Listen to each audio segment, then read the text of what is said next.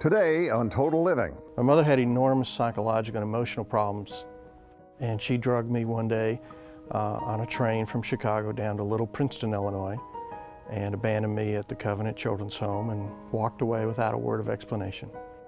Hello, welcome to Total Living. I'm Jerry Rose. Rob Mitchell's traumatic story is one that will tug at your heart.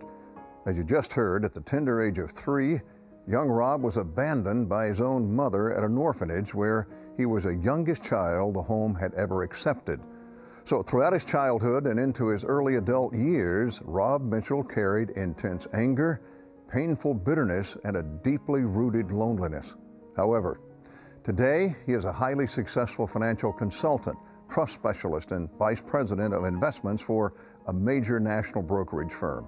In 2002, he was recognized as one of America's top 10 financial consultants by a leading industry magazine. So how did he overcome the major hurdles in his life? Well, recently Rob Mitchell sat down with Sunmi Choi in our studio to talk about how he made it from the orphanage to the executive suite. Rob, you have a tremendous story. Briefly encapsulate the traumatic event that took place in your life when you were 3 years old. We were in Chicago. My father abandoned my mother and I, put a gun to his head, pulled the trigger, and blew part of his brains out. He did not kill himself, and for the next 26 years was a walking vegetable in a mental hospital. My mother had enormous psychological and emotional problems that she had masked prior to the marriage, but as often in marriages, those masks eventually fall. And she drugged me one day on a train from Chicago down to Little Princeton, Illinois, and abandoned me at the Covenant Children's Home and walked away without a word of explanation.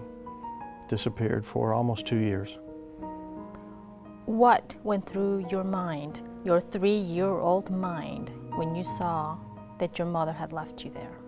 You know, 3-year-olds aren't supposed to remember much, but I have learned in life that kids in crisis and trauma, that event burns itself permanently in your memory. And I remember pitching a fit, yelling, screaming, crying, running to the door, trying to open it and being too short, and a woman whose name I don't remember saying, "Quit crying, Robbie, or I'll spank you." Now, I'm 3, I have no clue where I am except mother's disappeared. And she picked me up and spanked me over and over again until the pain of being spanked was more than the pain of being abandoned. I went to bed that night, got spanked again. She put brown rubber sheets under the mattress and on top of it and made me lie in between during the day. And I vividly remember other little boys in this strange place, because I really didn't know where I was, laughing in the hallway that the new kid is a pee-pee baby. And then my memories go blank for a couple of years. You wrote in the book that at one point you asked, "What did I do?"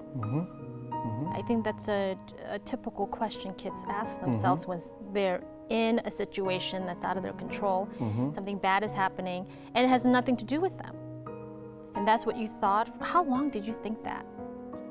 Most of my life, probably for a couple of decades. What got you through every day? What kept you going? One of the clear memories is the discipline. Not militaristic. Home life was very regimented. The bell rang at 7 in the morning, but you couldn't put your foot on the floor until the bell rang or you got in trouble.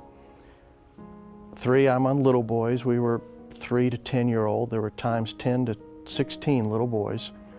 One woman, a saint of a woman named Nola, took care of us 24 hours a day, 5 days a week.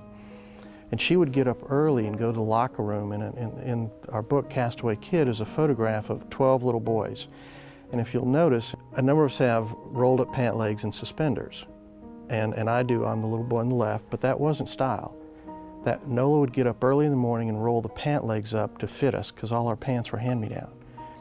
You had 2 angels in your life at that time. One was Nola, who took care of you boys. And I want to talk about her, and I want to talk about your grandma Gigi. But first, Nola, what would you say is the greatest investment she made into your life? Nola prayed without ceasing.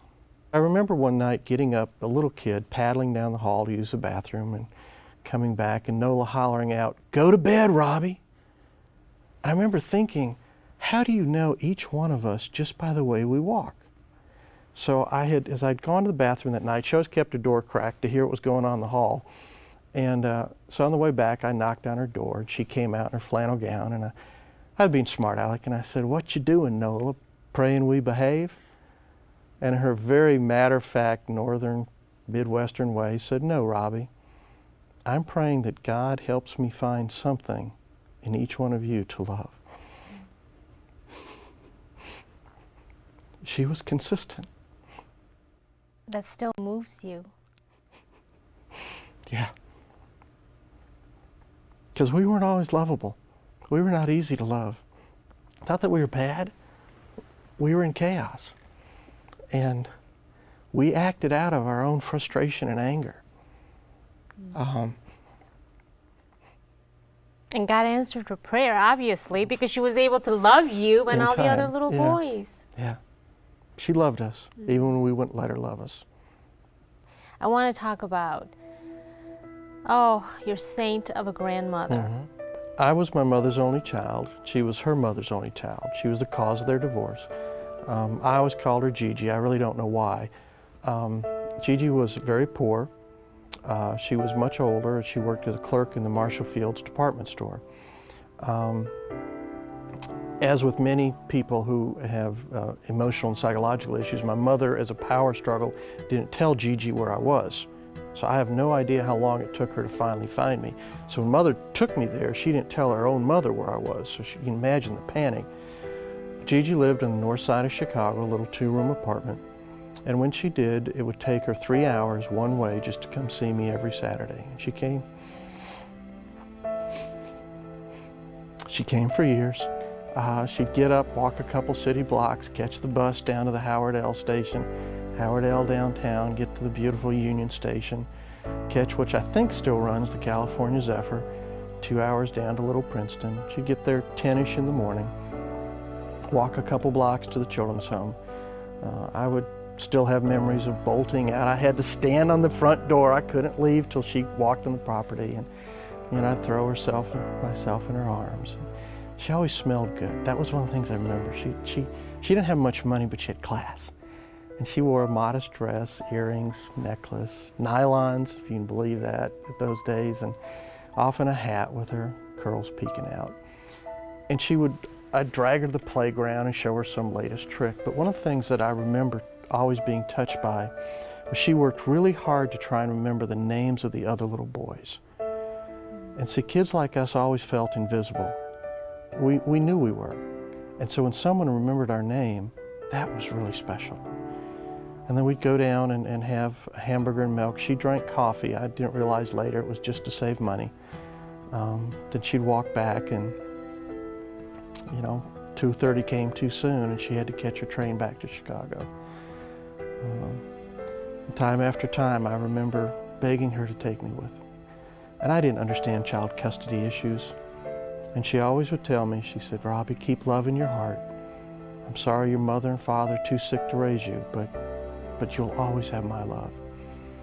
And she'd walk away, and I would stand there for years and just hug myself, wrap my arms around myself, hands under my armpits, and she said, "Gigi, I won't eat much. I'll be a good boy." Oh, you killed me when you wrote that in the book. I'm like, you won't eat much? Oh my gosh. Yeah, just don't leave me here. But I understand why she didn't raise me. I could disagree with it. She would have said she was too poor, too old. But the reality was she didn't see herself as having the psychological and emotional strength to fight my chaotic mother over and over. Because when Mother was released, when she hadn't disappeared in the streets of Chicago, she was chaos. She was always chaos, and she would have hammered Gigi daily. And she just didn't see herself as strong enough to raise me. I had $3,000 in 1970. I'm 16.